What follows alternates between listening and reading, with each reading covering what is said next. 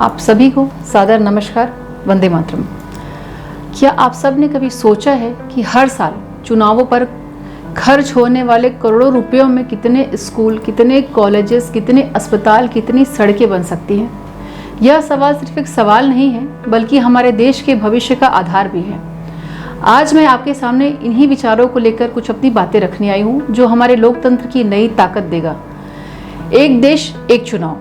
हमारे यशस्वी प्रधानमंत्री श्री नरेंद्र मोदी जी के नेतृत्व में भाजपा सरकार ने इस साहसिक कदम को उठाया है, ताकि हमारे देश में व्यर्थ हो रहे खर्च, बार बार हो रही अस्थिरता तथा नीतिगत रुकावटों से मुक्त हमारा देश हो सके। यह सिर्फ एक नीति नहीं है, बल्कि सुशासन की प्रतिबद्धता और जनता की भावनाओं का सम्मान है। तो आइए थोड़ा सा इसे समझने का प्रयास करते हैं और नए भारत की एक नींव रखने का प्रयास करते हैं। यह कोई सपना नहीं है, बल्कि हमारा इतिहास है। क्या आपको पता है कि 1952 से लेकर 1967 तक हमारे देश में लोकसभा और विधानसभा के चुनाव एक साथ होते थे। हमारे बुजुर्ग बताते हैं कि उस दौर में व्यवस्था इतनी साफ सुथरी थी कि हमारी सरकारें बिना किसी बाधा के काम करती थी। लेकिन फिर क्या हुआ? कांग्रेस के शासन में उनके अपने नेताओं में आपसी झगड़े और सत्ता की भूख ने इस व्यवस्था को तोड़ दिया। 1968 से 69 के बाद कई सरकारें समय से पहले गिरने लगी। राष्ट्रपति शासन लागू हुआ। धीरे धीरे यह सुंदर तालमेल बिखरता चला गया। आज हालात यह हैं कि देश में हर साल चुनावी मोड में पूरा हमारा देश डूबा रहता है। हर बार आचार संहिता लगती है, योजनाएं रुकती है, हमारा प्रशासन चुनावी ड्यूटी में उलझा रहता है। 2024 के लोकसभा चुनाव में ही 1.35 लाख करोड़ रुपए 1.35 लाख करोड़ रुपए चुनावी खर्च है, जो यह रकम 2019 में दोगुनी हो गई और अमेरिका के सबसे महंगे चुनाव से भी ज़्यादा। सोचिए, यह पैसा अगर हमारे स्कूलों में, अस्पतालों में, हमारे कॉलेजेस में, हमारे इंफ्रास्ट्रक्चर में, हमारे सड़कों में खर्च होता तो शायद हमारा देश और कहाँ होता। कांग्रेस का विरोध और उनका इतिहास कुछ लोगों, खासकर कांग्रेस, कहते हैं कि एक देश एक चुनाव से लोकतंत्र कमजोर होगा। लेकिन मैं पूछना चाहती हूँ कि क्या सच में हमारा लोकतंत्र इससे कमजोर होगा? क्या यह सिर्फ उनकी पुरानी आदत नहीं है कांग्रेस की, जो सुधार के रास्ते में हमेशा रोड़े अटकाती है? 1983 में चुनाव आयोग ने कहा था कि चुनाव एक साथ होना चाहिए। उस वक्त की प्रधानमंत्री श्रीमती इंदिरा गांधी जी ने सिर्फ सुझाव सुना पर कुछ किया नहीं। 1971 में उन्होंने समय से पहले लोकसभा चुनाव कराए, जिससे विधानसभा चुनाव का सारा तालमेल तोड़ दिया। हमारे पुराने नेता कहते हैं कि यह जनता के लिए नहीं है, बल्कि सत्ता का खेल खेला गया था। और आज वही कांग्रेस इस बदलाव का विरोध कर रही है। लेकिन हमारी भाजपा सरकार जनता की सुविधाओं के लिए काम करती है, न कि सत्ता के सुख के लिए, सत्ता की सुविधा के लिए। एक देश एक चुनाव के 4 बड़े लाभ: खर्च में बचत, हर साल चुनावों पर होने वाले खर्चों में बहुत बड़ी रोक लगेगी। यह पैसा हमारे बच्चों की पढ़ाई में और स्वास्थ्य में अन्य कई जगहों पे काम आएगा। प्रशासनिक आज़ादी दूसरा विषय। पुलिस, शिक्षक, अधिकारी जो बार बार ड्यूटी जिनकी लगती है, वो ड्यूटी से मुक्त हो पाएंगे और जन सेवा में अपना अधिक समय और अधिक ताकत दे पाएंगे।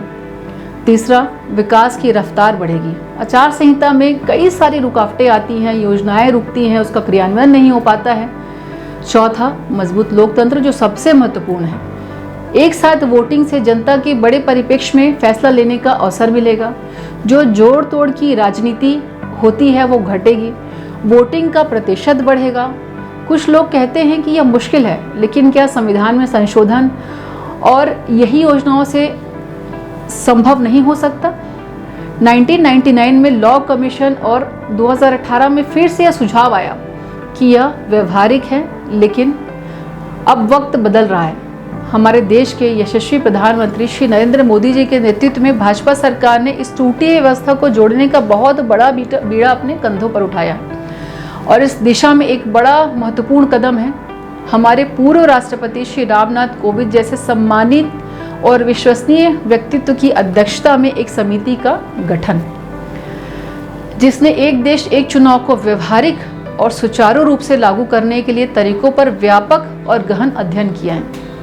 समिति ने अपने व्यवहारिक सुझाव प्रस्तुत किए हैं, जिसके आधार पर जल्द ही हमारी नरेंद्र मोदी जी की सरकार इस पर कानून बनाएगी, इस बात पर हमें विश्वास है। यह विधेयक जल्द ही संसद में प्रस्तुत भी किया जाएगा। आपके हाथ में एक नए भारत का परिदृश्य है, रोशनी के तमाम सहारे हैं, बस फिर कोई अंधेरा न रह जाए साथियों। इसके लिए हमें एकजुट होकर एक देश एक चुनाव को सिर्फ एक नीति नहीं बल्कि एक युगांतकारी सपना हो, ऐसा भारत का निर्माण हमें करना है। ऐसा भारत जो लोकतंत्र में एक नया मानक स्थापित करेगा। जब हमारा वोट एक साथ पड़ेगा तो हमारी शक्ति भी कई गुना बढ़ेगी, हमारा पैसा बचेगा, हमारा समय बचेगा, तो विकास की नई गंगा भी बहेगी। आइए हम सब मिलकर इसे एक जन आंदोलन का रूप दें और इसे हर घर तक, हर दुकान तक, हर चाय की दुकान तक, हर कॉलेज के कैंटीन तक, हर व्हाट्सएप ग्रुप तक, हर जगह इसकी चर्चा हो, इस पे बहस हो, इस पे विचार विमर्श हो। इस बात की चिंता हम सब मिलकर करें। सोशल मीडिया पर इस विषय पर वन नेशन वन इलेक्शन पर अपने लाइक, अपने कमेंट्स, अपने हैशटैग करें। वन नेशन वन इलेक्शन चलाएं ताकि हमारे संदेश हर कोने कोने तक पहुँचे। पूर्व राष्ट्रपति श्री रामनाथ कोविंद जी को सोशल मीडिया पर हैशटैग करें, अपना समर्थन दें और पोस्ट कार्ड के जरिए लगातार इसे प्रचारित करें ताकि वन नेशन वन इलेक्शन पर हम आगे बढ़ पाएं और न सिर्फ रायपुर की, न सिर्फ दिल्ली की, बल्कि हमारे संसद तक की हमारी आवाज़ वन नेशन वन इलेक्शन के समर्थन में जाए। इसकी चिंता हम सबको करनी है और इस परिवर्तन को हमें स्वीकार करना है। आइए हम सब मिलकर लोकतंत्र की क्रांति को गति दें ताकि हमारे जिस मजबूत भारत की हम बात करते हैं, जिस सुशासन की हम बात करते हैं, जिस समृद्ध भारत की हम बात करते हैं, वो हमें मिल सके। क्योंकि मंजिल उन्हीं को मिलती है जिनके सपनों में जान होती है। पंखों से कुछ नहीं होता, हौसलों में उड़ान होती है।